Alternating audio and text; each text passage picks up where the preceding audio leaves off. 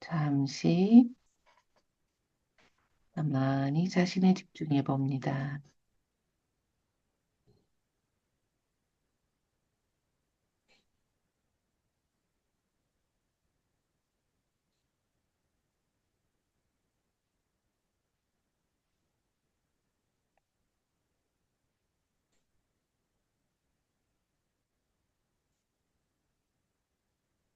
자신의 호흡이 어떤지도 알아차려 보시고, 몸이 어떤지도 알아차려 봅니다.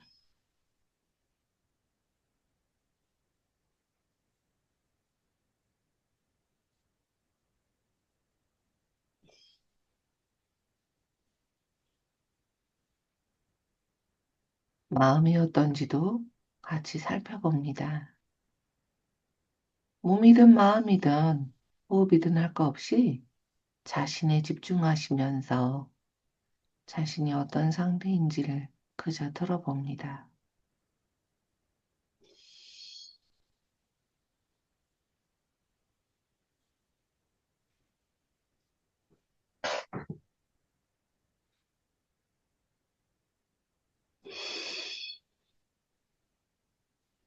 뭔가 몸에서나 마음에서나 어떤 부분이 지금 내가 어떤 상태이다라고 알려주고 있을 수도 있습니다.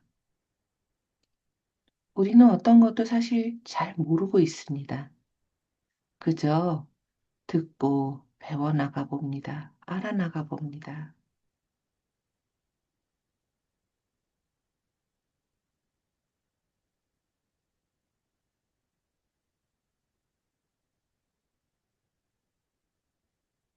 뭔가 지금 나타난 부분이 뚜렷하게 없다면 내가 존재하는 것을 알고 있는 부분도 체크를 해봅니다. 그 부분들이 내 안에서 어떻게 존재하고 있는지, 어떤 상태인지,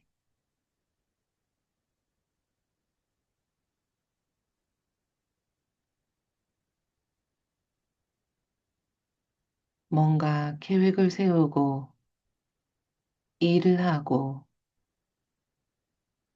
생존을 하고 생활할 수 있게끔 내 삶을 유지시키는 나의 관리자에 해당하는 부분들도 체크를 해봅니다.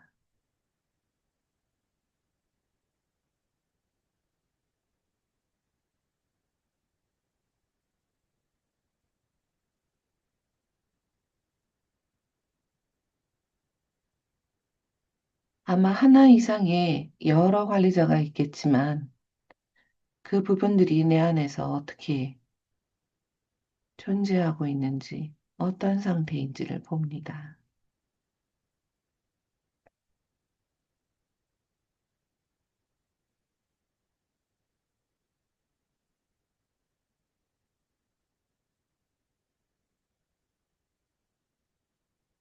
평소보다 좀 더 과각성되거나 과활성화된 상태는 아닌가요?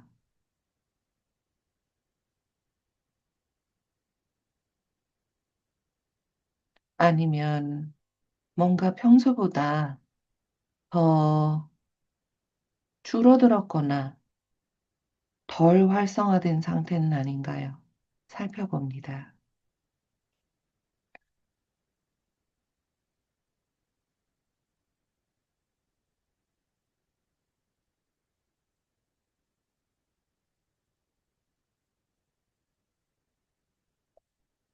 이번에는 관리자와 마찬가지로 내 삶을 유지시키고 있는 나의 소중한 소방관에 해당하는 부분도 살펴봅니다. 내가 지치거나 큰 스트레스를 받거나 어떤 주방자에 해당하는 상처 입은 부분이 건드려지게 될 때면 주의를 분산시키고 잠시라도 그 고통을 잊게 만들어주는 오명을 사기 쉬운 나의 소방관들도 내 안에서 어떤 상태인지 살펴봅니다.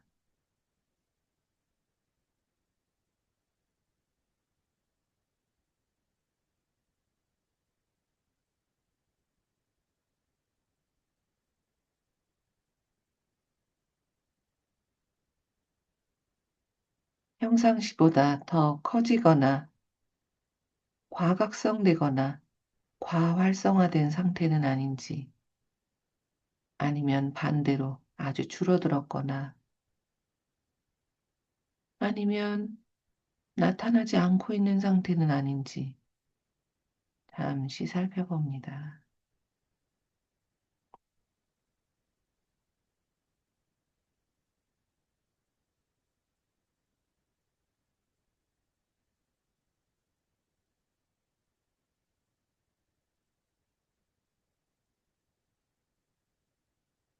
이번에는 이 관리자와 소방관 두 부류의 보호하는 부분들에게 보호를 받고 있는 나의 상처 입은 부분들, 고통과 스트레스를 감당하고 있는 나의 뭔가 어리고 상처 많은 부분들, 나의 추방자들도 살펴봅니다. 나의 내면 안에서 그 고통과 스트레스를 감당하면서 잘 존재하고 있는지, 아니면 평상시보다 더 큰 고통과 스트레스를 느끼고 있지는 않은지,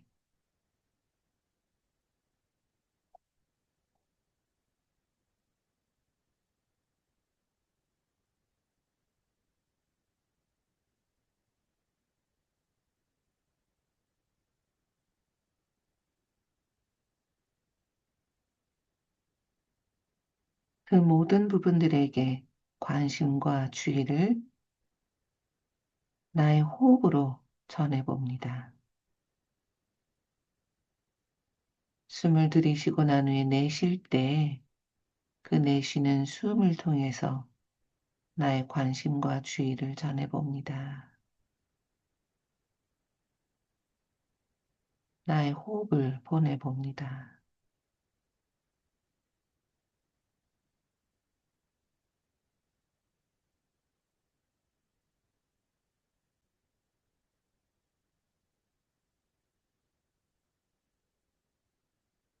이렇게 관심을 가지고 나의 내면을 살피고 호기심과 연민을 가지고 있는 참나의 상태로 잠시 머무릅니다.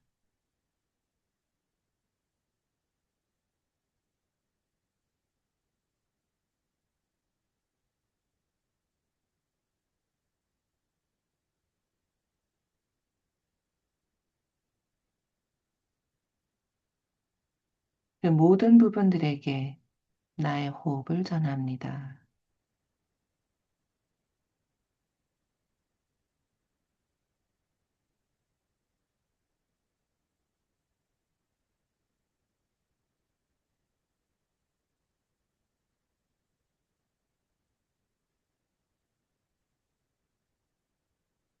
그 호흡을 더 넓게 멀리 확장시켜 봅니다.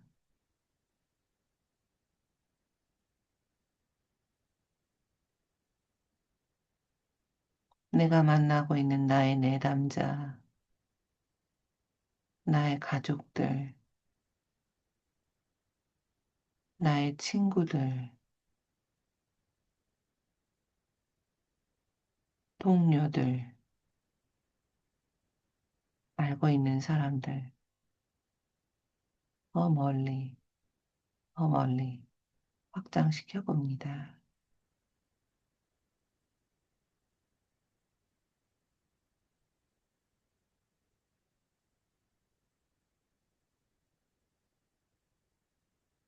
마치 내 안에 있는 부분들과 닮은 다양한 모습을 가진 내가 알고 있는 많은 사람들에게 나의 호흡을 확장시켜 봅니다.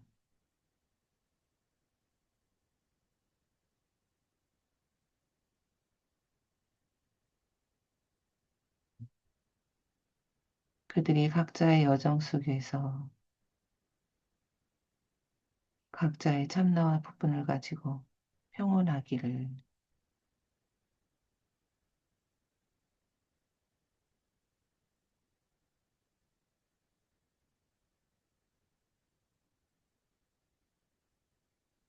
그죠?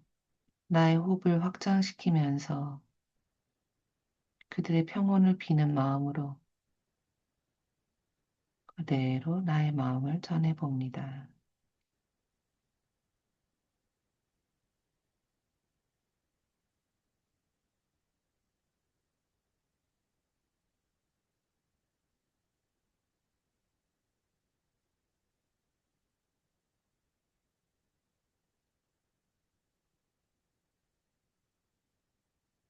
그 안에서 천천히 눈을 뜹니다.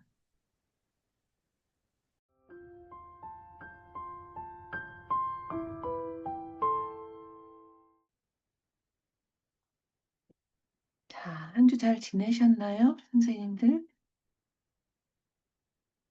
네, 뭐 우리가 평온을 빈다 해도 각자의 여정은 각자가 가야 될 테니까 본인들이 또 감당해야 될 영역이 있을 거고요. 자, 우리 또 책을 읽어볼까요? 우리는 우리의 길을 갈 뿐, 할 수 있는 것만 할 수 있을 뿐. 음. 자, 120페이지 읽어볼까요? 자, 120페이지 벌써 6장이 접어들었네요. 지난 장이 공감에 대한 장이어서 참 재미있었는데요. 시간이 지나면서 조금씩 이 책이 재밌어지는 것 같아요. 좀 어려웠거든요, 그동안. 자, 120페이지 수치심에 기반한 트라우마 유대, 수치심을 공유하는 아이. 121페이지 귀중한 도구입니다까지 읽어볼 텐데요. 지난 시간에 또 비디오를 끈 분들이 읽으셨으니까 오늘은 또 켠 분들한테 좀 부탁을 좀 드려보려고 하는데, 장경남 선생님 좀 도와주실 수 있을까요?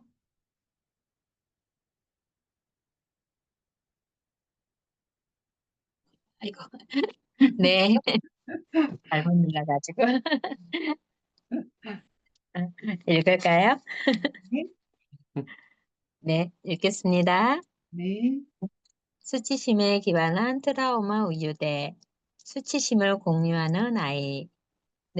내담자들은 종종 사랑에 대한 욕구, 연결에 대한 갈망, 버려져 혼자 있는 것에 대한 두려움과 같은 바람과 걱정을 언급하면서 해를 입히는 돌보미에 대한 자신들의 헌신을 설명합니다. 이러한 바람은 의존성을 드러내고 있으며 성인 내담자들에게서 볼 수 있는 전형적인 추방된 부분들의 모습입니다. 한편 내담자들은 또한 좀 더 전형적인 보호자의 모습이라 할 수 있는 감정과 걱정, 즉 연민이나 미래의 죄책감을 피하고 싶은 욕망을 언급하므로 내담자의 자기 희생이 추방자들이나 보호자들에 의해 주도되고 있음을 보여줍니다. 아이들이 자신들을 방치하거나 해를 입히는 어른들에게 충성하며 자기 희생적일 때 저는 그것을 트라우마 유대라고 부릅니다. 이 장에서 저는 충성심, 자기 희생 및 투사를 포함하는 난해한 관계적 시나리오를 예를 들어 트라우마 유대를 비롯하여 판단하지 않고 내담자의 경험을 추적하는 이른바 호기심의 중요성을 설명합니다. 비록 트라우마 유대가 모든 내담자들에게 걸림돌인 것은 아니지만 내담자가 치료에서 진척이 이루어지지 않거나 안도감을 얻지 못하고 있는 경우 고려해 볼 만한 상황입니다. 첫 번째 예는 다 큰 아들과 아버지가 물공포증을 공유하는 원인과 서로 다른 의미를 찾아내어 해결하는 과정을 보여줍니다. 두 번째는 강간 피해자의 감정과 충성심, 정당성을 입증하려는 욕구에 대한 탐구입니다. 세 번째는 집단 치료에서 한 성인이 자신의 내면 시스템이 다른 집단 구성원과 일방적인 유대를 형성했다는 사실을 깨닫는 동일시와 혐오감이 혼합된 특성을 보이는 내담자 케이스입니다. 이 세 가지 예는 모두 IFS가 유턴이라고 부르는 전략을 설명하고 있습니다. 뉴턴은 내담자의 주의를 내면으로 돌리도록 함으로써 이미 행해진 일을 되돌리며 싫어하는 품성들을 투사하고자 애쓰는 보호적인 부분들에게 내담자의 관심을 가져오는 것을 목표로 합니다. 뉴턴은 보호적인 부분들이 분리되도록 도와주는 귀중한 도구입니다. 네, 감사합니다. 자, 그러니까 여기서 세 가지 이제 사례에 대한 걸 우리가 읽겠구나라는 걸 알 수 있겠네요. 벤과 루카스, 수치심을 공유하는 예. 그래서 아버지 벤, 그리고 아들 루카스, 그리고 치료사 세 명이 필요할 것 같아요. 요거를 조금 나눠서 읽어보면 좋겠는데요. 최용수 선생님 혹시 치료사 맡아주실 수 있을까요? 네, 네, 감사합니다. 자, 그러면 유경 선생님 혹시 루카스 맡아주실 수 있을까요? 네, 좋습니다. 그럼 배는 제가 할게요. 자, 그렇게 해서 루카스에 대한 부분부터 최은수 선생님이 읽어주시고, 네, 자, 그런 다음 나눠서 좀 읽는 식으로. 아, 치료사 맡으셨죠, 최은수 선생님? 예, 네, 그럼 루카스 맡으신 유경 선생님께서 좀 읽어주시고, 네, 이렇게 나눠서 좀 하는 걸로 할까요? 네, 수치심을 공유하는 예, 벤과 루카스. 나는 당신이 되어 당신과 함께 있을게요. 루카스는 자신의 물 공포증을 탐구하기 위해 치료를 받으러 왔고, 그리고 나서 역시 물을 두려워했던 그의 아버지 벤을 공동회기로 초대했습니다. 이 치료 순서대로 저는 아들 루카스를 처음 만났습니다.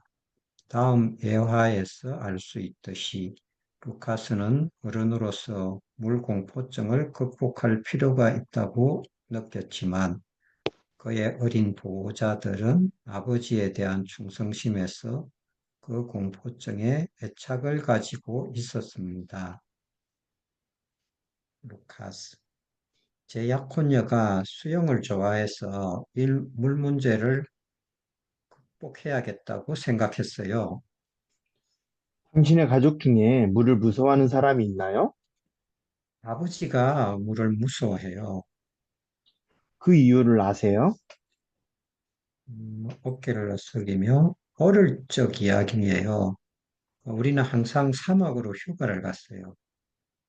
저는 괜찮았거든요. 사막을 아주 좋아하거든요. 그의 호기심 결련은 이 주제에 대해 아버지가 예민한 반응을 보이는 것을 인식하고 있음을 시사한다. 당신은 물을 두려워하는 부분을 향하여 어떤 느낌이 드시나요? 제가 방금 갖게 된 것 같아요. 그는 내 질문에 대답하지 않는다. 당신이 물을 두려워하지 않으면 문제가 되나요? 나는 다른 방법을 시도한다. 저는 수영을 할 줄 몰라요. 다시 그는 내 질문에 대답하지 않는다. 만약 당신이 수영을 할 줄 알고 물에서 안전할지라도 혹시 당신의 어떤 부분이 수영에 반대할까요? 나는 가상의 질문으로 그의 실제적인 반대를 뛰어넘는다. 네, 라는 소리가 들리네요. 하지만 왜 그럴까요? 그 부분이 기꺼이 이유를 말할 수 있을까요? 아빠는? 이라는 소리가 들리네요. 아빠는 이라고요? 네, 아빠가 혼자 있게 될 거예요. 아, 당신에게는 아버지를 돌보는 부분이 있군요. 네, 그런 것 같아요. 그리고 그 부분을 당신은 어떻게 생각하고 있나요? 저는 좋은 사람이에요. 그래서 저는 아빠를 혼자 놔둘 수 없어요. 이 회기가 끝난 후 루카스는 아버지의 물공포증의 기원에 대해 호기심을 갖게 되었고 벤을 회기에 초대했습니다. 벤이 8살짜리 추방자와 연결된 후 시작되는 다음의 짧은 대화는 아버지 아들 회기 중간에서 발췌한 것입니다. 그 아이, 벤의 추방자, 그 아이는 자기 형이 익사하는 걸 봤어요. 그 아이에게는 어떤 느낌이었을까요? 그 아이는 그냥 거기에 서 있었어요. 그는 감정이 아닌 행동을 언급하는데 이것은 그 아이가 얼어붙은 순간 그것이 그 사건 이후 벤의 정체성의 중심이 되었음을 시사한다. 그 아이가 얼어붙은 순간 어떤 것이 가장 나빴었나요? 그 아이는 자기 형을 돕지 않았어요. 그래서 그 아이는 자신을 어떻게 생각하게 되었나요? 자신이 나쁘다라고 생각하게 되었지요. 자, 그 밑에 124페이지 두 번째 줄까지 유경 선생님 마저 읽어주시겠습니까? 네, 예. 감사합니다. 벤의 물공포증의 숨겨진 개인적 의미는 나는 나쁜 사람이라는 것입니다. 대조적으로 루카스에게 물공포증의 숨겨진 개인적인 의미는 나는 착하고 충직한 사람이라는 것입니다. 아버지는 자신을 관계적 위험으로 보고 아들은 자신을 관계적 선물로 보고 있습니다. 한 세대의 극심한 고통과 비밀스러운 정체성이 다음 세대의 충성심에 기반한 유대와 긍정적인 자긍심을 떠받치고 있는 것입니다. 물은 위험하다는 문자 그대로의 신념은 이 두 사람에게 완전히 다른 개인적이며 관계적인 의미를 갖고 있습니다. 이에서 볼 수 있듯이 충성심이라는 짐은 개인적인 짐과는 달리 내가 누구인지를 표시하지 않습니다. 오히려 다음과 같이 우리가 누구인지를 표시합니다. 우리는 불안하다, 숨이 막힌다, 불운하다, 두렵다, 격분한다 등입니다. 관리자 부분들은 돌보미에 대한 염려, 너의 욕구와 자신들이 나의 욕구에 따라 행동한다면 아이가 추방될 거라는 두려움이 함께 작용하여 종종 돌보미의 짐을 짊어지는 경향이 있습니다. 하지만 아이가 어른의 수치심에 기반한 행동이나 말을 흉내낼 때일지라도 그들의 저변에 있는 염려는 자기 혐오의 뿌리를 덮고 있다기보다는 신사회적이고 관계적입니다. 연결되어 있고 안전하다는 느낌을 갖기 위해 아이의 관리자들은 돌보미의 의제에 순응하며 우리의 신념을 갖기 위해 그들과 합류하게 됩니다. 정서적, 에너지적으로 본다면 당신이 필요로 하는 그리고 아마도 사랑하는 누군가를 구하고자 노력하는 것은 아무도 당신을 사랑할 수 없다고 믿기 때문에 숨는 것과는 정반대가 되는 것입니다. 네, 감사합니다. 이게 어떤 내용인지 조금 이해가 어려우실 수도 있겠다 싶기도 해요. 어쨌든 조금 더 읽고 나서 좀 더 얘기를 나눠볼까요? 무슨 이야기인지? 추가록이 나오니까 어떠실지 모르겠습니다. 자, 124페이지, 이제 아마리에 대한 이야기가 나오는데요. 여기에서 치료사도 나오고, 아마리도 나오고, 아마리의 화난 보호자도 나오고, 조금 이야기가 복잡한 것 같아요. 그래서 100, 이게 내용이 조금 긴데요. 131페이지까지 오늘 쭉 읽어보면 어떨까 싶기는 해요. 자, 좀 나눠서 해볼 텐데, 하영쌤, 혹시 아마리 맡아주실 수 있나요? 아, 좋아요. 자, 그 다음, 광민자 선생님 혹시 치료사 한번 해보실 마음이 있으신가요? 네, 좋습니다. 그러면 제가 화난 보호자가 짧게 나오니까 제가 화난 보호자를 맡을게요. 그러면 전체 내용은 하영 선생님이 좀 읽어주시고 그렇게 좀 진행을 해볼까요? 124페이지 아마리 나는 당신이 되고 싶지 않아요. 거기서부터요. 아마리, 나는 당신이 되고 싶지 않아요. 25세 시스젠더, 이성애자, 독신이며 혼혈, 라틴계와 원주민, 여성인 아마리는 개빈이라는 직장 동료에게 강간을 당했습니다. 그녀는 이제 그의 재판에서 검찰 측 증인이었습니다. 그 결과는 그가 감옥에 갈지 직장으로 되돌아갈지를 결정하게 됩니다. 아마리는 낙관적이지 않았습니다. 그녀는 구직 활동을 하고 있었고 실제로 일어났던 사건에 앞서 자신이 무엇을 원하는지에 대해 생각하고 있었습니다. 이 회기가 시작될 때 그녀는 치료 과정에서 자주 그랬던 것처럼 그의 행동을 어떻게 해석해야 할지 곰곰이 생각하고 있었습니다. 아마리, 왜 제게 이런 일이 일어났나요? 어떤 대답이 들리나요? 그는 나를 으스러뜨리고 싶어 했어요. 하지만 우리는 서로를 거의 알지 못하는 사이였어요. 그것에 대해 어떤 소리가 들리나요? 어깨를 으쓱한다. 모르겠어요. 저는 그와 정반대였지요. 우호적이고 자발적이며 직장에서 특별한 적을 갖고 있지 않았어요.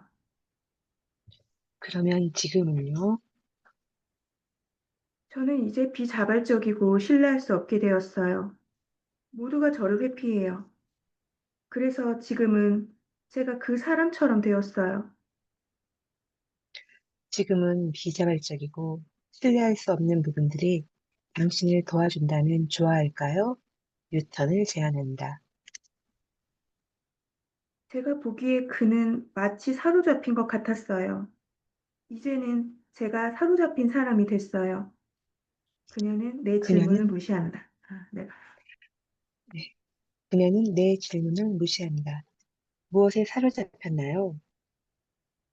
분노와 수치심에 사로잡혔던 것 같아요. 당신의 부분들이 그의 분노와 수치심을 짊어지고 싶어 하나요? 아니요. 우리는 그들을 도울 수 있어요. 유턴을 제안한다. 안 돼요. 왜요? 그는 당연히 부끄러워해야 해요. 당신에게 개빈이 부끄러워하기를 원하는 부분이 있군요. 물론이죠. 음, 누군가 당신에게 수치스러움 같은 뜨거운 감자를 안겼는데 당신이 그것을 그냥 되돌려 줄 수 없다면 당신의 부분들은 어떻게 할까요? 뉴턴을 시도합니다. 저는 제가 느끼는 걸 그도 좀 느껴보길 원해요. 그는 좀비처럼 법정에 앉아 있다고요? 그리고 그가 좀비의 모습을 하고 있는 것을 볼 때 어떤 느낌이 드세요? 나약하고 불쾌하고 절망적이고 화가 나요. 이것이 유턴이다. 누가 나약하고 불쾌해하는 부분을 돌보고 있나요? 아마리가 그렇게 할 수 있을까요? 나는 하나의 부분에 뉴턴을 계속하도록 고개를 가로젓는다. 그는 그 말을 취소해야 돼요.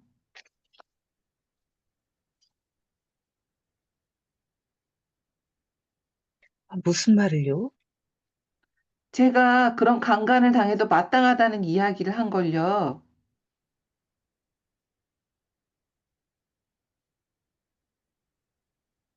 뭔가 말하는 부분들이 있나요? 접속이 약간씩 끊어지는 것 같습니다. 아, 그래요? 네. 네. 자, 그 다음 페이지 제가 126페이지 읽어보겠습니다. 네. 아니, 그렇지 않으면 왜 그런 일이 일어났을까요? 그렇지 않으면 왜 그런 일이 일어날까라고요? 네, 무슨 말씀이신지 알겠어요. 하지만 저는 그렇게 생각해요. 당신에게 자신이 강간을 당해도 마땅하다고 생각하는 부분이 있군요. 그 부분은 내가 절대 실수나 경험으로부터 배우지 못한다고 하네요. 나는 순진하대요. 당신에게 순진한 부분이 있나요? 보호자가 내담자의 어떤 행동을 비난하는 경우 다른 부분을 거론하고 있는 것으로 가정해도 무방하다. 창밖을 내다본다. 고등학교 때 저는 대학 파티에 가서 데이트 강간 약물이 든 펀치를 마셨어요. 그리고는 깨어나 바닥에서 일어나 보니 바지를 입고 있지 않았어요. 저는 아무에게도 말하지 않았어요. 저는 운이 좋게도 아프거나 임신하지 않았어요. 하지만 몸을 앞으로 숙이며 제가 배우지 않았겠어요? 제가 왜 개빈에게 호의를 베풀겠어요? 전 그를 좋아한 적이 없어요. 그가 치과 예약이 있다고 나보고 대신 서류를 직장에 갖다 달라고 부탁했을 때 저는 그러겠다고 대답했지만 저는 서두르고 있었어요. 하지만 그가 문을 열었을 때 그의 손에는 어떤 서류도 없었어요. 그는 나보고 안으로 들어오라고 한 순간 제 머릿속에서는 안 돼! 라고 외치는 음성이 들렸어요. 하지만 저는 안으로 들어갔어요. 당신이 안으로 들어간 부분을 도와줄 수 있다면 다른 부분들이 더 안전하다는 느낌을 가질까요? 그들은 그녀 부분을 싫어해요. 아마리는 순응하는 부분과 그 순응하는 부분을 두려워하고 싫어하는 부분들 사이에 내적 양극성을 언급한다. 저는 그들이 그녀를 도울 수 없다는 것을 알아요. 하지만 그들이 당신으로 하여금 그녀를 도울 수 있도록 허락하지는 않을까요? 아마리는 뒤로 기대어 생각한다. 그리고 나서 고개를 끄덕인다. 당신은 지금 그녀가 보이나요? 아마리는 고개를 끄덕인다. 그녀는 당신의 도움을 받고 싶어 하나요? 아마리가 고개를 끄덕인다. 지금 누군가 당신이 그녀를 돕는 것에 반대하나요? 아마리는 고개를 가로젓는다. 그녀를 향해 어떤 느낌이 드세요? 저는 그녀가 그렇게 멍청하지 않았으면 좋겠어요. 그녀를 조롱하거나 모욕하는 모든 부분들이 기꺼이 긴장을 풀고 당신이 그녀를 도울 수 있도록 허락할까요? 아마리는 고개를 끄덕인다. 지금은 그녀를 향해 어떤 느낌이 드세요? 저는 그녀를 돕고 싶어요. 그녀가 당신의 도움을 받고 싶어 하나요? 아마리는 고개를 끄덕인다. 그녀는 누군가를 보호하고 있나요? 우리 엄마요. 어떤 식으로요? 엄마는 사람들에게서 좋은 점을 찾아요. 그게 엄마를 어떻게 보호하나요? 그게 제 엄마예요. 제가 누군가를 좋아하지 않으면 엄마는 제가 잘못 알고 있다고 이야기해 주지요. 이 부분은 꼭 엄마처럼 말해요. 그녀가 엄마인가요? 아니요. 만약 그녀가 엄마와 다르다면 문제가 되나요? 그렇게 생각해요. 그녀는 할아버지가 엄마를 놀릴 때 엄마 모습을 보여주고 있어요. 할아버지는 우리와 함께 사셨죠. 엄마가 거듭났을 때 할아버지는 매우 화를 내셨어요.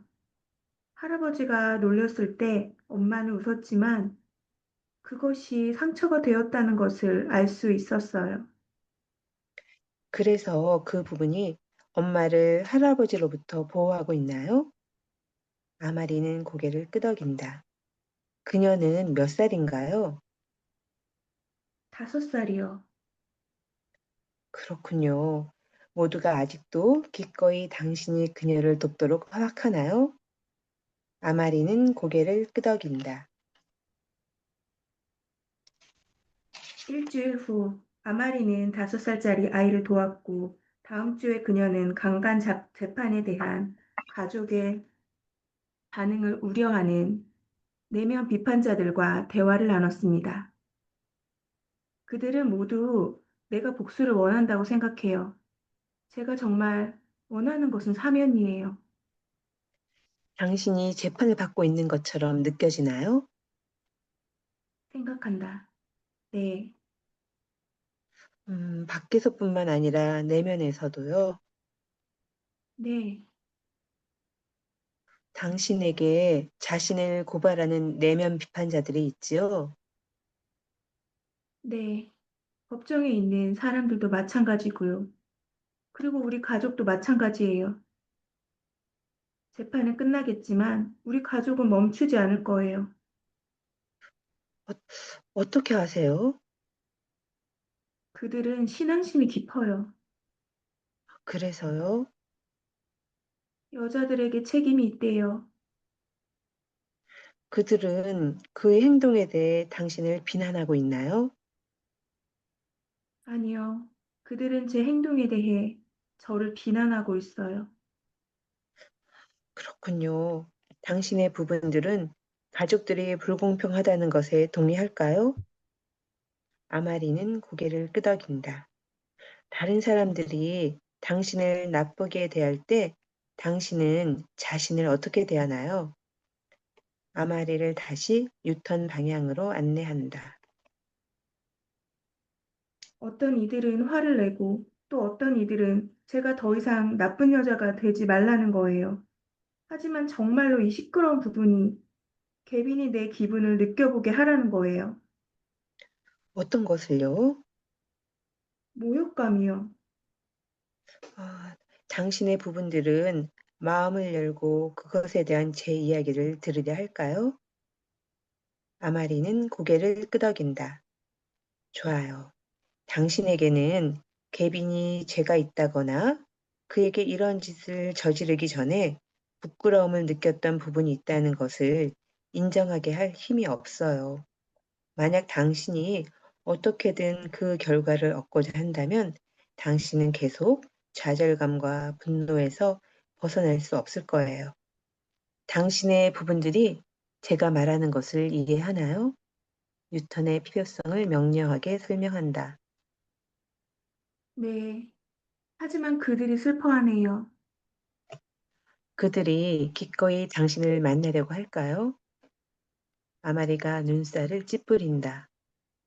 당신은 엄마를 보호하던 순진한 5살짜리 아이를 도왔었죠? 그들은 눈치챘나요? 아마리는 고개를 끄덕인다.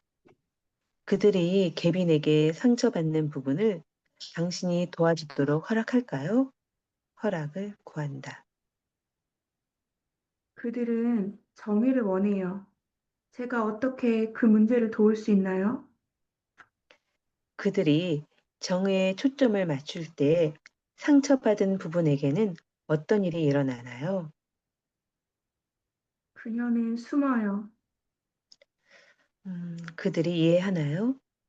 그들이 정의를 추구하거나 과거를 바꾸려고 하거나 가족을 달래려고 노력하는 동안 그녀는 혼자예요. 우리는 그들에게 그녀를 도와주라고 부탁하는 것이 아니에요. 하지만 당신은 그렇게 할 수 있어요. 그들이 허락할까요? 네. 치료가 진행되는 동안 아마리의 보호자들은 사실과는 반대되는 환상으로 마치 지금의 현실이 일어나지 않았던 것처럼 계속해서 애를 썼습니다. 그들은 그녀가 개빈의 아파트에 들어가지 말라고 경고하였고, 그가 법정에서 자신의 죄를 고백할 것이라고 상상하였으며, 큰 목소리 하나는 그가 부끄러움을 느끼는 경우에만 정의가 실현될 수 있다고 주장했습니다. 현실을 부정하는 모든 생각들처럼 이러한 생각들은 목적 없이 방황하는 여행을 위한 서곡이었습니다. 개빈이 자기 자신에게 수치감을 불어넣어 죄책감을 느끼게 될 것이라는 환상을 갖도록 만들었던 그녀의 부부는 수치감을 불어넣는 것에 대한 일반적인 오해를 보여줍니다.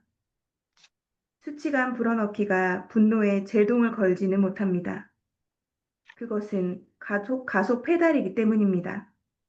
그에 반해서 저는 그녀에게 자기 자신의 경험에 주목하라고 촉구하고 있었습니다. 이것은 인정하건대 강간이나 폭행이 있었던 후에 하게 되는 힘든 설득 작업입니다.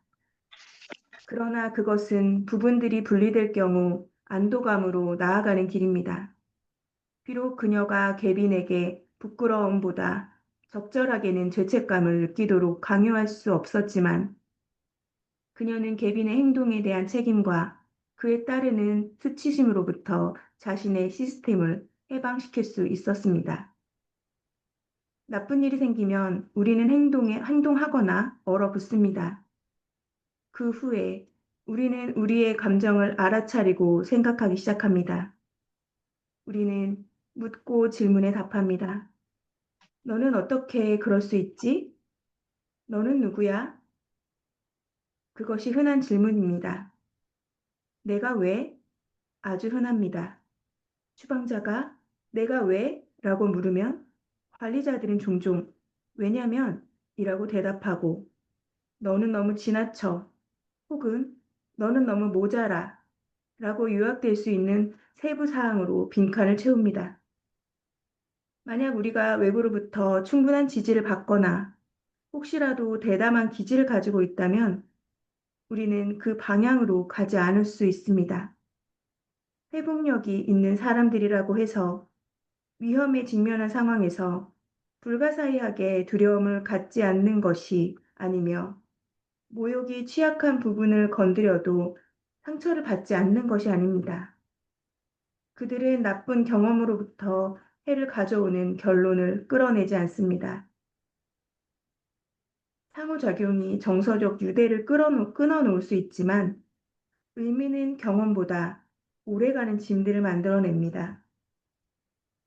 추방자들과 그들을 보호하는 부분들은 수치감 불어넣기라는 재료로부터 개인적인 짐을 만들어내는 반면 죄책감을 느끼는 보호자들은 소라게처럼 다른 사람들의 짐을 짊어집니다.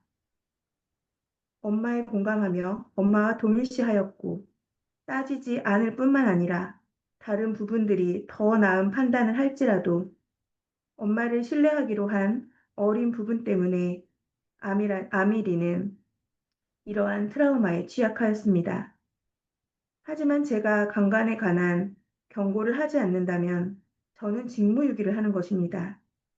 범죄의 카테고리들이 공통 요소를 갖고 있기는 하지만 각각의 카테고리는 독특합니다.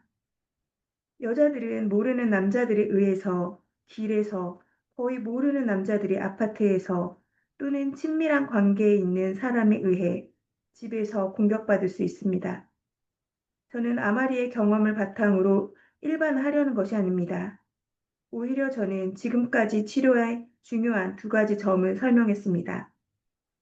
첫째, 아이가 자신의 돌보미를 보호해야 할 의무가 있다고 느끼는 경우 미숙한 의사결정으로 인해 예측 가능한 부정적인 결과들이 누적된다는 점이고, 둘째, 피해자가 피해를 입고 나서 미래에 안전할 수 있는 전략을 수립할 필요가 있을 때조차 유턴은 최선의 첫 번째 단계가 된다는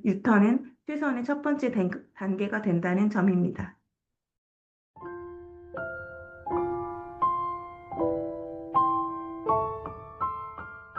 아이고, 하영 선생님 고생하셨습니다.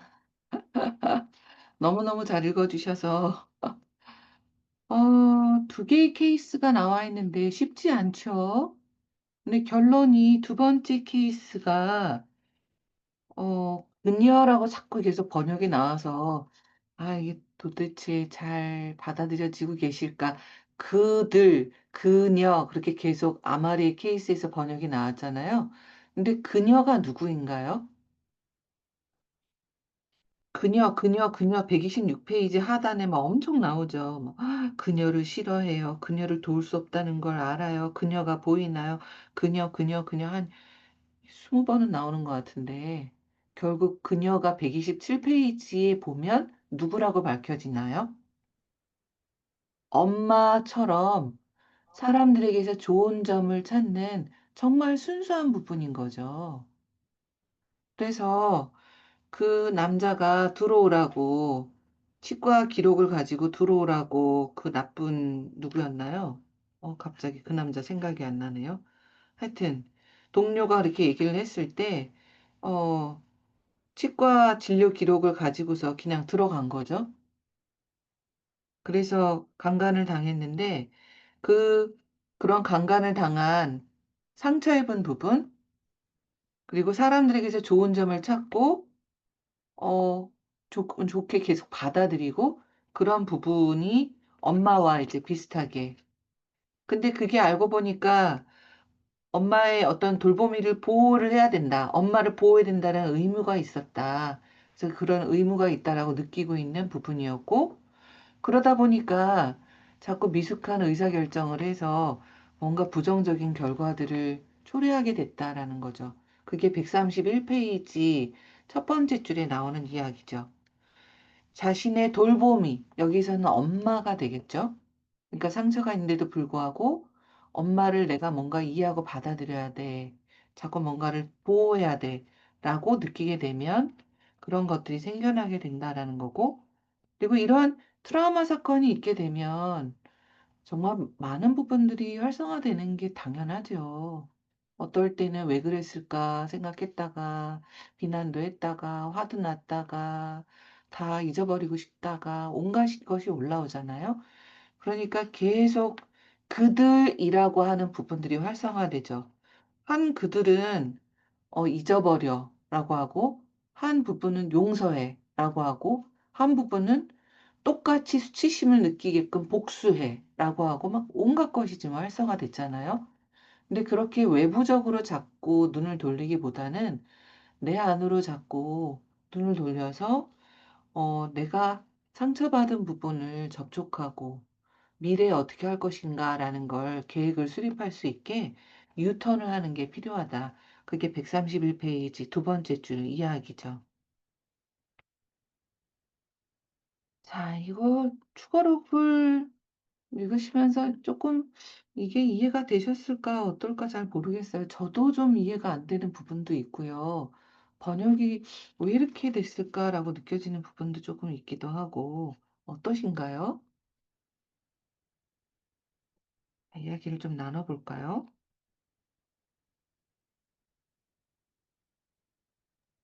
그래서 아마리 부분을 읽어도 지금 막 혼자 읽었을 때 이해가 안 가더라고요. 그 전 케이스는 조금 이해가 갔는데, 예. 지금 얘기를 들으니까 조금, 선생님 얘기를 들으니까 좀 이해가 가네요. 지금 트라우마에 의해서 본딩이 생겨나는 걸 여기서 설명을 하려는 것 같아요. 그러니까 해를 입히는 어른들한테 내가 그래도 사랑받고 생존하기 위해서는 나는 그 사람들에게 충성해야 돼. 라고 하는 어떤 역동이 생기기 쉽죠.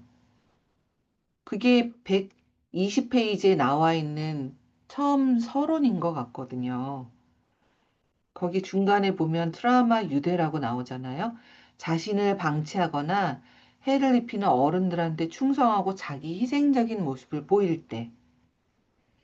그래서 그런 충성심이나 자기 희생을 하더라도 유대 관계를 유지해야 된다라는 그런 경우가 굉장히 많잖아요. 그래서 그거에 대한 설명을 하려고 지금 이런 케이스를 얘기를 하고 있고, 그런데 그럴 때 우리가 취할 수 있는 전략은 유턴이 가장 중요한 전략인 거죠. 왜냐면 자꾸 상대에게 초점을 맞추게 되니까요. 내가 남편을 위해서 뭘 해야 돼? 내가 부모를 위해서 뭘 해야 돼? 자꾸 상대를 자꾸 초점을 맞추고 그렇게 남편을 위해서 뭘 했는데도 부모를 위해서 뭘 했는데도 상처를 받을 때 분노가 나서 또 상대에게 뭘 복수를 하고 싶고 자꾸 상대에게 꽂히게 되잖아요. 근데 그럴 때 자꾸 주의를 내 내면으로 돌려서 121페이지 여섯 번째 줄이요. 이미 행해진 일을 내가 내 안에서 보호하는 부분들에게 관심을 기울여서 보호하는 부분들을 분리하고 내 치유 작업을 할 수 있도록. 근데 저는 그런 생각도 해봐요. 강간 사건 보호자들한테 계속 유턴하라고 하면 분노하는 부분들이 분리가 잘 될까?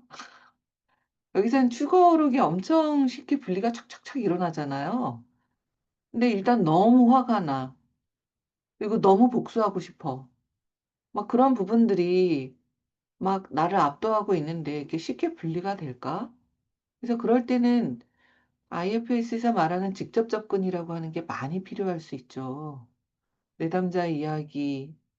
있지만 사실은 분노하는 부분이 나타나서 막 토해내는 걸 공감하고 듣고 따라가고 그러면서 공감을 통해서 살짝 그 분노하는 부분이 뭔가 조금 잦아들 때 살짝 유턴하게 하고 그런 게 굉장히 필요할 수 있죠. 그래서 아마 이 추고로처럼 세션이 이루어지기 되게 어려울걸요. 강간 때문에 지금 너무 화나고 두렵고 막 어떻게 해버리고 싶은데 자꾸 내면으로 주의를 돌리세요. 막 이러면 너도 죽여버리고 싶다. 막 그럴지도. 그래서 이게 제 경우를 봐도 그런 트라우마가 거느려졌을 때는 직접 접근을 오래 해야 돼요. 자, 그래서 121페이지에 직접 접근하는 게 되게 많이 나오고 있어요. 122페이지에 뭐 121페이지부터 보면요. 그 이유를 아세요? 라고 치료사가 물어봤는데 엉뚱한 얘기하고 있어요.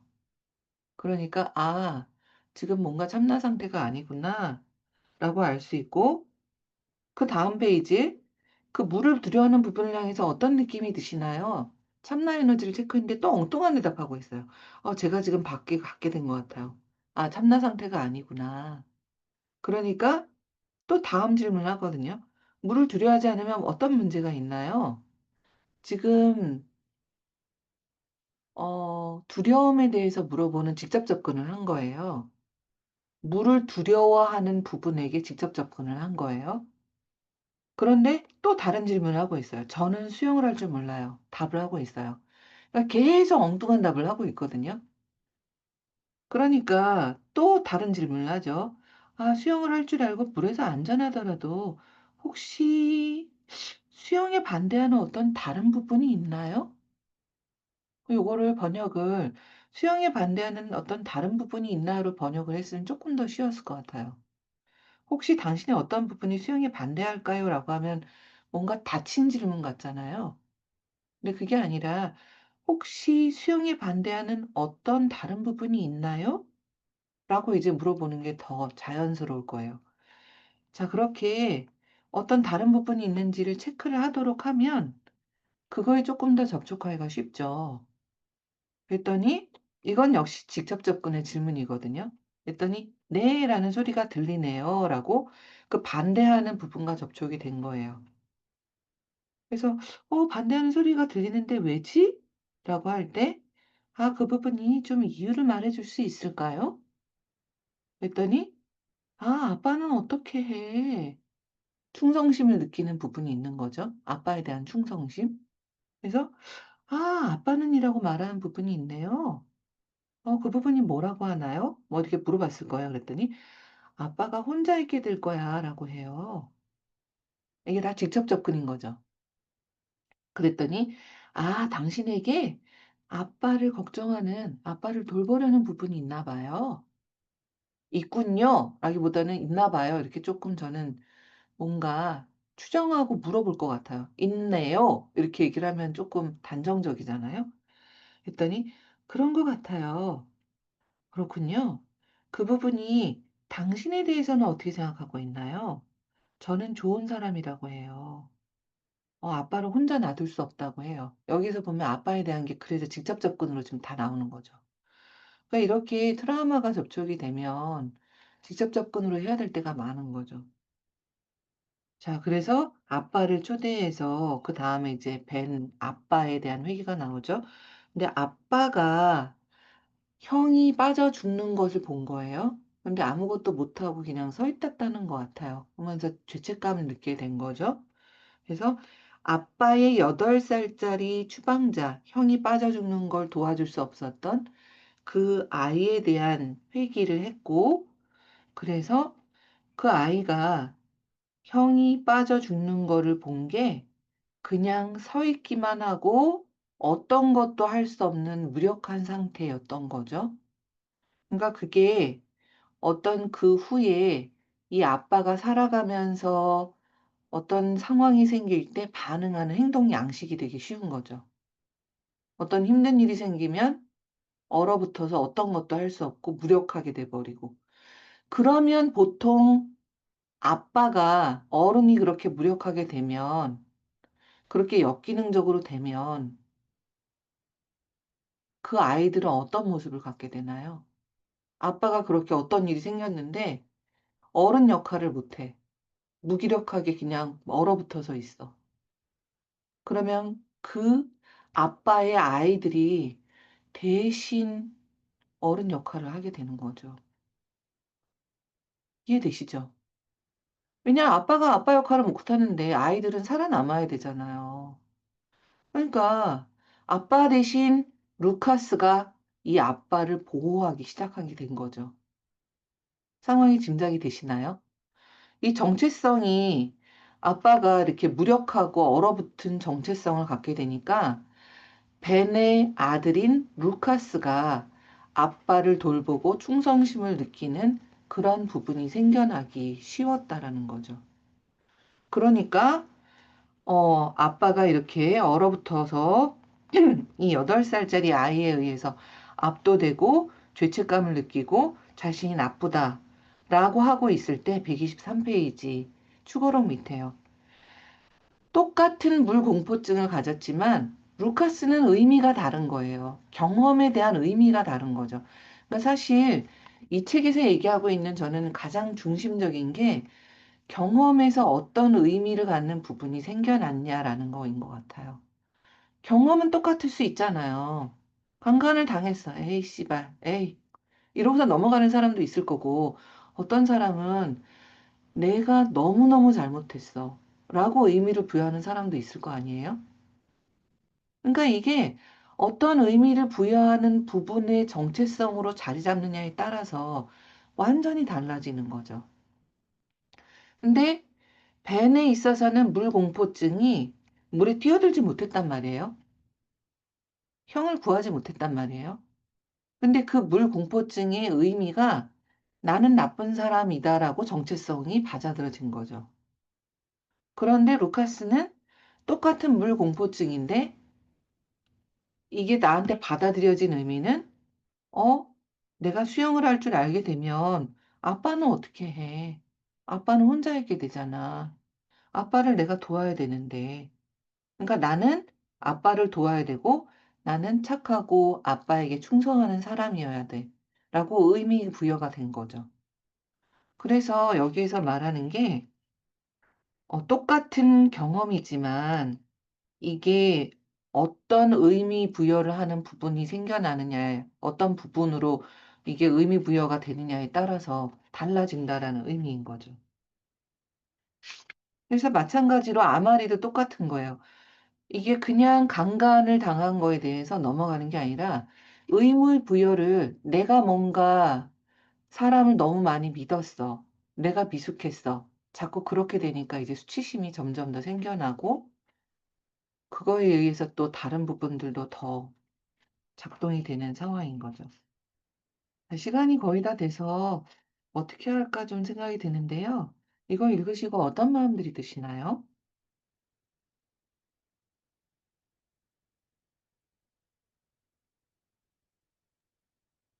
저는 이거 읽으면서 물공포증이 이게 대를 이어서 어찌 보면 아빠한테로 가고, 그리고 아마리도 그게 엄마한테로 가는 게 되게 상상할 수 없는, 좀 그렇게 좀 점프한다는 느낌이 들어. 그러면서 조금 이해가, 어, 제가 치료를 할 때 이것까지 이렇게 갈 수 있을까? 이런 생각도 들었는데, 저는 이걸 읽으면서 제 사례가 약간 생각이 났어요. 그러면서 훨씬 더 연결이 되게 쉬워졌는데, 저도 어릴 때 납치를 당할 뻔하거나 이렇게 좀 성추행을 당할 뻔 끌려가거나 이런 적이 있었는데 그거에 대해서 의미를 지금까지 깊게 생각을 안 했었어요. 근데 지금 아마리 얘기를 읽으면서 아, 제가 엄마를 돌보는 부분이었구나. 그게. 그러니까 남의 욕구를 들어주는 거, 착하게 그 사람의 욕구가 뭔지를 그 어린애가 이렇게 무시하지 않고 나 싫어 이거 못하고 다 들어주려고 하다 보니까 이게 위험에 처하게 되는 이런 상황이 이렇게 그려지더라고요. 그러면서 이걸 저 지금까지 생각을 못 해봤었는데 아, 저도 엄마를 돌봐야 된다고 느끼는 게 엄마 욕구를 다 들어주고 눈치 보면서 엄마가 뭘 좋아하는지 막 헤아리고 이런 부분이 있었고 그게 어른들을 대할 때 어른들이 자기 욕구를 말하거나 아니면 눈치를 줄 때 제가 다 그걸 충성스럽게 해줘야 된다고 느꼈던 부분이 어찌 보면 되게 성추행이나 막 이렇게 어린아이가 취약하게 될 수 있었던 것 같다는 생각이 들면서 이런 이 사례가 되게 연결이 되고 아, 그 부분을 또 좀 만나줘야겠다. 이런 생각이 들었어요. 맞아요. 지금 말씀하신 게 정확한데, 저희 예를 들어보면, 너무너무나 남편한테 잘했는데, 남편이 저한테 굉장히 실망시키는 일을 할 때 엄청난 부분이 생기고, 분노가 올라오고, 끝내버리고 싶다. 막 그런 느낌이 들고, 그런 세션을 많이 했단 말이에요. 근데 그걸 쭉 따라서 올라가게 되면 내가 왜 그 사람한테 그렇게까지 충성하고 모든 걸 다 맞춰주느냐라는 뿌리가 내 어린 시절에 가 있는 경우가 너무 많았거든요. 그게 계속 반복이 되고 반복이 되고 반복이 되고 그런 거죠. 그러니까 이게 저희 책에 지금 마지막에 나왔던 그 피해를 입고 나서 미래에 안전할 수 있는 131페이지 두 번째 줄, 세 번째 줄이요. 내가 미래 안전하기 위해서는 내 목소리도 내야 되고 아니다 싶을 때는 따라가지 않고 내 것도 챙기고 그게 돼야 되잖아요. 근데 이게 진짜 그 현재 관계에서 계속 답을 찾으니까 나오지를 않는 거예요. 근데 더 이전으로 가서 아, 내가 엄마와도 그랬구나. 아, 누구와도 그랬구나. 누구와도 그랬구나. 지금도 그렇고 있구나. 이런 걸 유턴을 통해서 내가 내 안에 이 부분이 패턴화돼서 굳어져 있던 어쩌면 상처 입은 부분, 그것까지 치유가 될 때 그걸 바꿔나갈 수 있는 거죠. 그렇지 않으면 탓할 사람은 너무나 많거든요. 그렇게까지 잘해줬는데 그따위로 해? 상대한테 비난할 수 있고, 그 다음에는 또 똑같은 상황이 되면 또 맞춰주고, 또 배신당하고, 계속 그렇게 상대한테 계속 탓할 수 있죠. 그러니까 이게 결국은 유턴을 통해서 내 부분을 접촉하고 내 부분 작업을 해야 끝날 수 있을 거라는 얘기인 거죠. 하영 선생님, 제가 이해한 게 맞나요?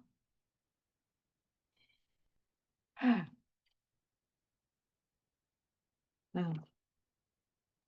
근데 여기까지 가기가 쉽지가 않죠. 유경 선생님 말씀하실 게 있나 봐요. 저도 말씀 들으면서 다른 내용하고 달리 이 축으록에서 유턴에 대한 강조를 많이 하고 있고, 또 실제로 유턴하는 것을 이 축으록에서 많이 보여주고 있거든요. 그래서 저도 사실 이 축으록 읽으면서 내용이 이해 안 되는 부분도 있고 했지만은 되게 중요하게 받아들여졌던 게, 야, 그럼에도 불구하고 이게 유턴을 계속 이 치료사 상담사가 계속 시도를 하고 있구나, 끊임없이. 음, 이게 IFS 상담을 해가는데 이 유턴을 계속 하게끔 하는 게 뭐 좀 집요하리만큼 하는 이 부분이 저한테 되게 인상적이었거든요.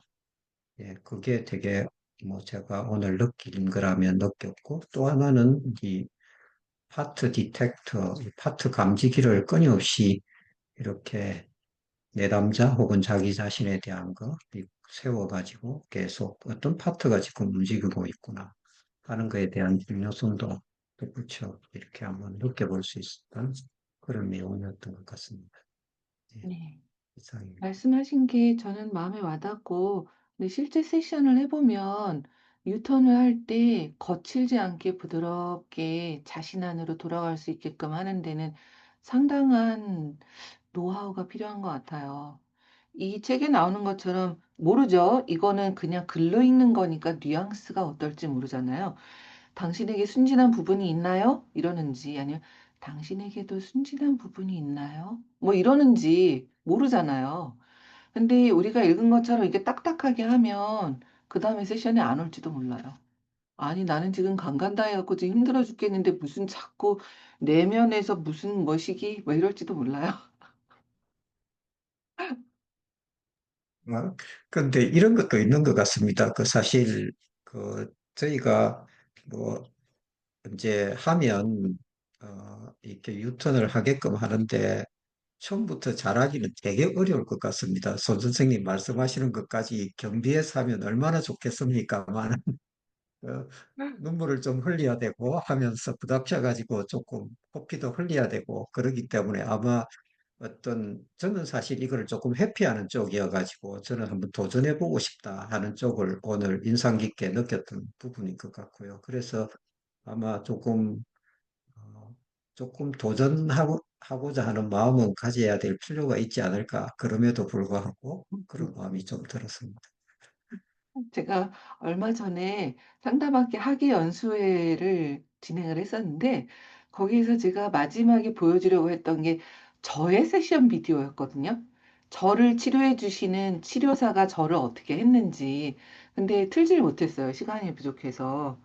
제가 치료받고 있는 치료사 선생님이 세 명이 있는데요. 한국인 여자 선생님, 한국인 남자 선생님, 그리고 IFS의 거장이라고 볼 수 있는 미국인 여자 치료사 이렇게 세 명한테 IFS 치료를 받고 있거든요. 저는 이걸로 밥 먹고 산 사람이니까 그만큼 받을 만하다고 생각하고요.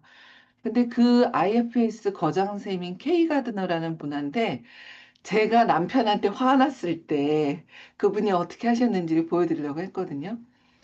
한 시간 내내 정말 제 이야기를 하나하나 다 공감하면서 같이 힘들어 하시면서 같이 울어주시면서 들어주셨고, 그러면서도 중간중간 살짝살짝 유턴을 하도록 하는 게 기가 막혔거든요. 그렇게 아마 시간이 지나면 예술적인 경지로 할 수 있게 되지 않을까요? 근데 진짜 같이 해준다라는 느낌이 들면서도 그렇게 살짝 유턴을 해주고, 그러면서 차츰차츰 제 감정이 처음에는 한국으로 돌아갈 거예요. 비행기 방금 뭐 표를 끊을 거야. 뭐 그러다가 나중에는 아, 제 안의 부분이 너무 화가 났었네요. 이게 잦아드는. 아마 그렇게 되지 않을까요? 저희도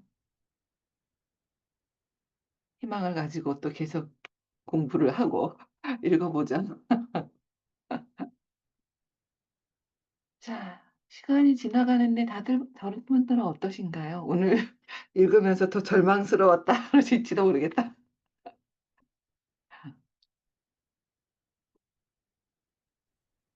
이쪽으로 되게 저는 뭐 공부했습니다마는 되게 어렵게 느껴지더라고요. 그래서 아마 손 선생님 말씀하신 것처럼 이 책 읽고 나서 도리어 조금 뭐라고 할까요? 이 IFS에 대해서 너무 어렵게 느낄 수도 있겠다 하는 생각이 조금 들기도 하기는 합니다. 저도 사실 이 책이 축으로 읽으면서 이거 어떻게 이렇게 했지? 뭐 하면서 되게 이해하기 힘든 부분이 많이 느껴졌거든요. 그래서 원서 찾아보면서 거기 다시 적어가면서 또 AI에 물어가면서 이렇게 이해를 했거든요. 네, 그러니까 이해는 좀 돼요. 네. 근데 그럼에도 불구하고 어떻게 이런 표현을 할 수 있었을까?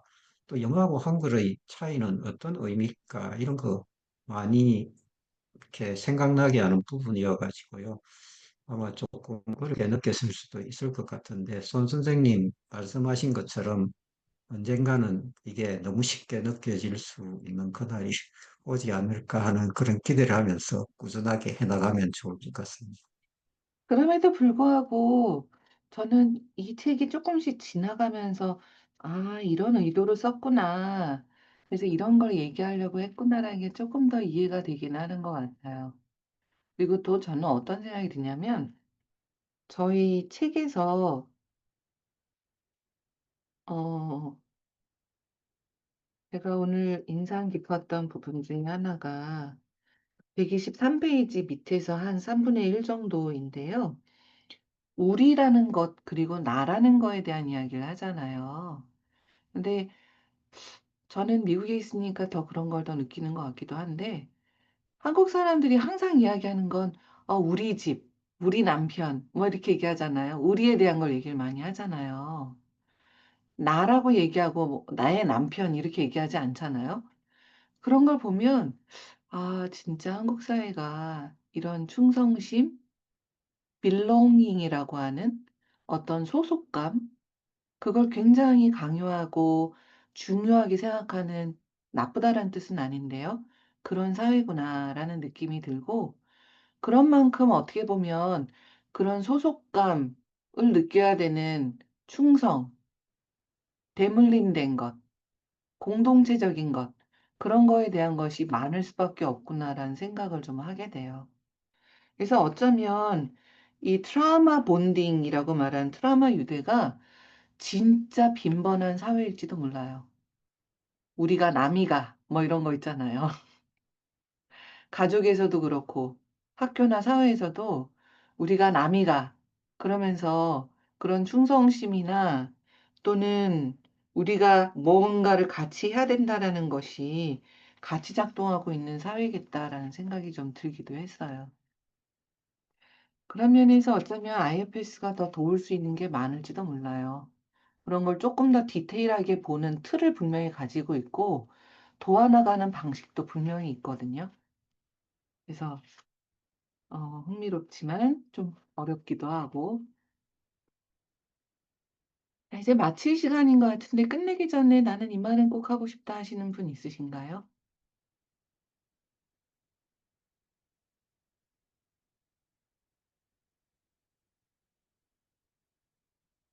오늘을 치료사 맡으셔서 고생하셨던 광민자 선생님 어떠셨나요? 네. 제가 실은 요새 IFS로 저기 상담을 좀 받고 있어요. 네. 그러시구나. 그런데, 네.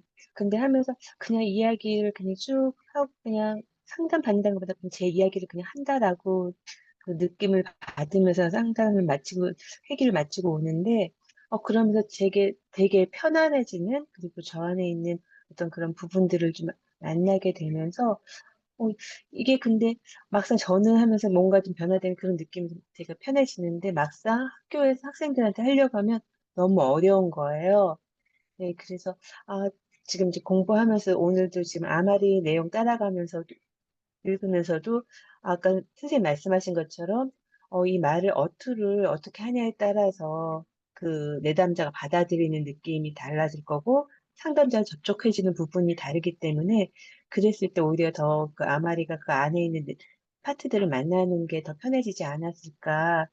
그래서 참 가야 할 길이 참 멀다라는 느낌을 받으면서 제가 상담 받으면서 이렇게 그냥 편안하게 이야기할 수 있게끔 이끌어 주신 선생님이 정말 음, 굉장히 좋은 분을 만났구나 하는 생각을 했습니다. 누구실지 갑자기 솔깃해지면서 저도 받고 싶다 생각이 드네요. 음, 네, 네, 주셔서 감사합니다.